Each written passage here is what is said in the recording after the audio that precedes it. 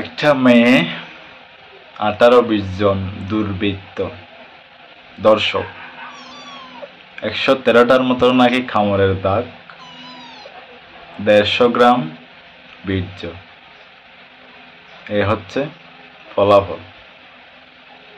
যারা এই কাজটা ঘটিয়েছে তারাও মানুষ, আমরা যারা আছি তারাও মানুষ, শুধু তফাৎ মানসিকতায়, মনুষ্যত্বে। আর মৌমিতার হাত চেপে ধরেছিলেন নাকি তারও একজন কলিগ। গা শিউরে ওঠার মতো গল্প, ঘটনা, কোনো গল্প নয়। একজন মহিলা হয়ে কিভাবে পারল আর একজন মহিলার এই অবস্থা করতে, কাজটা করতে? শুনতেই তো স্তব্ধ হয়ে যাচ্ছে। ঘটনাটা বাংলাদেশে ভাইরাল হচ্ছে গত 2-1 দিন আগে, কিন্তু ঘটনাটা আজ থেকে 5 দিন আগের ঘটনা।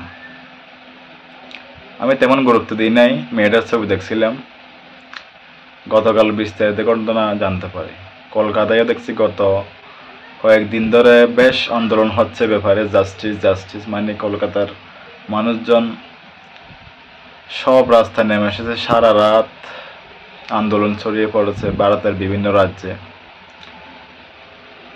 দেখার বিষয় এখন এই হত্যাকাণ্ডের বিচার হয় কিনা।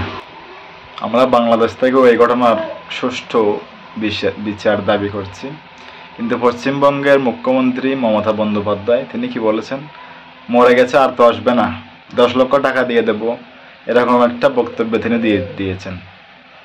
একজন দায়িত্বশীল ব্যক্তির মুখ থেকে এরকম বক্তব্য মানুষ কখনোই আশা করে না মমতার মতো একজন ব্যক্তির কাছ থেকে। সবাই এখন মমতার মুখে চিচি চিচি চিচি দিচ্ছে। আমরা সবাই এর সুষ্ঠু বিচার চাই হত্যাকাণ্ডের।